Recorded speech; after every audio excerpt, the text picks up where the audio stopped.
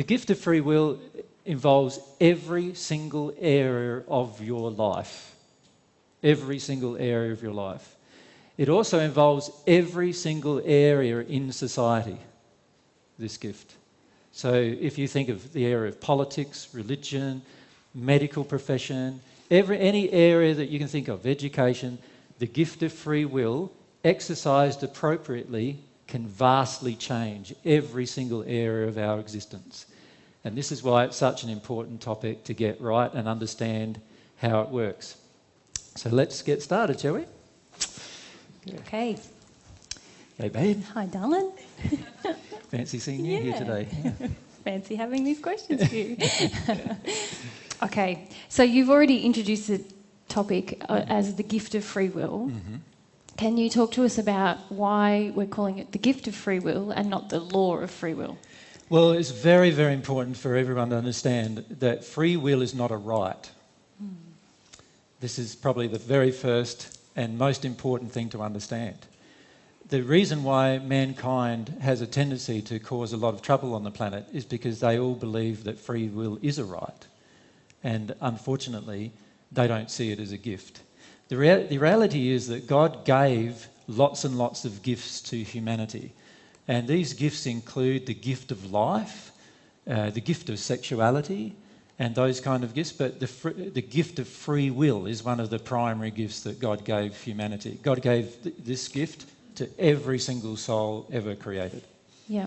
Okay, so it's something that we all have, whether we like it or not. It's a gift that God gave to us without asking for. There are a whole class of gifts that God only gives when we ask. Mm-hmm. And then there's a whole class of gifts that God gives whether we ask or not. Yeah. The gift of free will, it was given to all of the souls ever created, and that was immaterial of whether the person asked for the gift or not. And then there is a series of gifts that are all related to divine love that God gives to people when they ask for it. So, for instance, the gift of divine love is one of those gifts, but the gift of forgiveness is another gift that God gives when you ask for it, you're open to receiving it. And so there are classes of gifts. There's these gifts that are automatic, and then there's on the other side the gifts that we have to ask for. So those gifts are more gifts that we have once we engage a personal relationship with God. Yes. Whereas things like free will and self-awareness and what else did we write here? Just the gift of life itself is just given to us by God. By God as a gift without any strings attached. Yep. So God has no strings attached to our free will, yep. if you like. That being said, though, that every one of these gifts have laws controlling them or controlling their exercise, but they are gifts that are given to humanity. They're not rights, and they're also not things that we can demand, but they're things, and also they are not things we can give to ourselves either. God, in the way she has created us, has given us these gifts. So we need to understand this very, very important thing that free will is not a right, it's a gift. And it's not a law either. It's not a law either. That's something, just in preparation, I was talking to our spirit friends and they said, free will is actually, it's not a law, it's a gift that God's given us in order to understand all of the laws, his other laws. Exactly. Or his laws, yeah. Exactly. So free will, if we exercise our free will appropriately, or even inappropriately, we will finish up discovering lots of laws in the process. So, but there is no such thing as the law of free will. It's not something we can demand or that we should be able to do whatever we want. Correct. Yeah. Very important to understand at the beginning. Okay. Thanks, babe. So now before we launch into really understanding free will, there's a couple of points that we thought would be good to just cover about the entire discussion that we're going to have. Yep. And the first thing we've noted here is understanding free will cannot be achieved with the mind alone. So, yes, this is one of the most important things we need to understand at the beginning. And it's the same that applies to many of the things once you understand love, that it's impossible to actually understand free will with the mind. You can't work out how to use your free will with your mind. Many people try, of course, and fail usually. But even when they try, they don't realise that there's a different emotion coming from their soul than often what they think is coming or what they hope is coming in terms of what they're thinking or intellectually hoping will happen, there's often a different feeling coming from their soul. And free will applies to the soul, not to the mind. So therefore, free will and all of the different associated principles associated with free will can only be embraced by the soul. And perhaps we can maybe give some examples of that, but in this process. But it's very important to understand that this free will is a gift given to the soul, not the mind, and therefore it's the way the soul exercises free will that causes either the degradation of the soul or the elevation of the soul. Yep. It's not the way the mind uses free will. So what I see many people doing in an average day-to-day process is they go, oh, I'm going to try to be loving here, and I'm going to try to do that, and I'm going to try to use my exercise my free will, and I'm going to try to understand. And so then when a situation comes to them, they're using their mind to work out, now what should I do here? What should I do there? Oh, okay. I think I'll do that because the law of free will, or there's no laws, but there's all these laws of love, and free will needs to be exercised in harmony with all these laws of love. So I need to work it all out in my mind, and by that time, the opportunity to exercise your free will is past. By the time you've actually worked out what to do, the opportunity is gone. And the reality is, when the exercise of free will is built in our soul, and we understand free will in our soul, we can instantly respond to any given situation totally in harmony with love, every single time. But that's when would that point occur?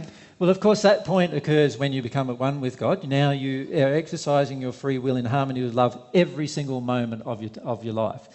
However, before then, there are things that even engaging the law of free will, or the principles of free will, does for you.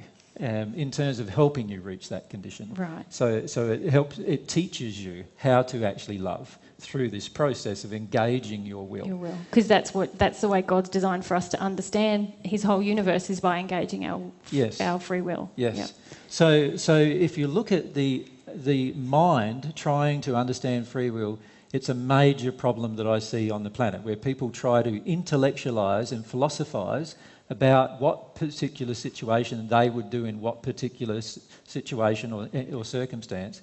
And the problem with doing that is that the soul will do what it does as soon as the circumstance comes. Yeah, well, whether your mind is on a different planet or not is immaterial. The soul will do what it does. That's what I'm thinking of as you're talking about this, is that God's given this gift to my soul, and my mind is just an apparatus that my soul uses. So when I'm trying to use my mind to regulate this will, it's not going to work very well. No. And I was having discussion with Robin and Elaine on the way here, and I was saying that the soul language is the loudest language that we hear anyway, isn't it? Yes. So even if I'm trying to regulate this will that I can feel is not loving with my mind, you're still going to feel that louder than any verbal language that I have. Yeah. Okay, that's right. That's clear. So the key thing to remember with that is that while I'm attempting to use my mind to regulate my free will, I am demonstrating instantly that I do not understand free will. Yeah. When I understand free will, I'll understand that actually all of these actions that I'm trying to regulate with my mind actually come from a soul, from my own soul.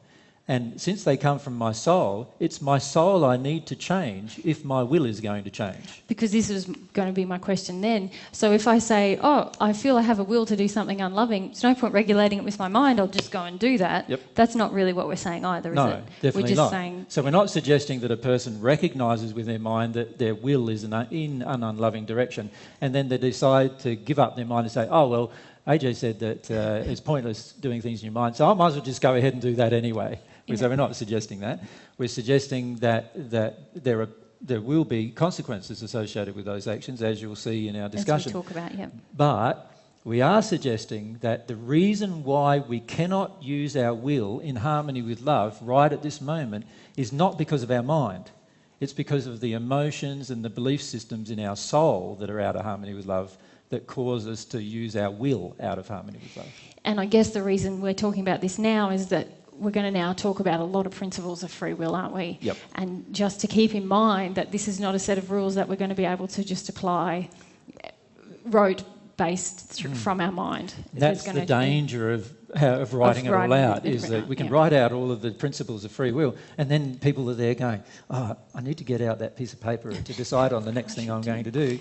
And the reason why they're doing that is because the law is, the actual principles of love, the laws of love are yet to be in their heart, and until the laws of love are in the heart, it won't regulate your soul. Yeah. And it's very important to understand that then our will, which comes from our soul, will definitely be used in an unloving manner. Unless I deal with the soul. Until I deal with my heart, until I deal with what's in my soul. Okay. Yeah. Thanks, babe.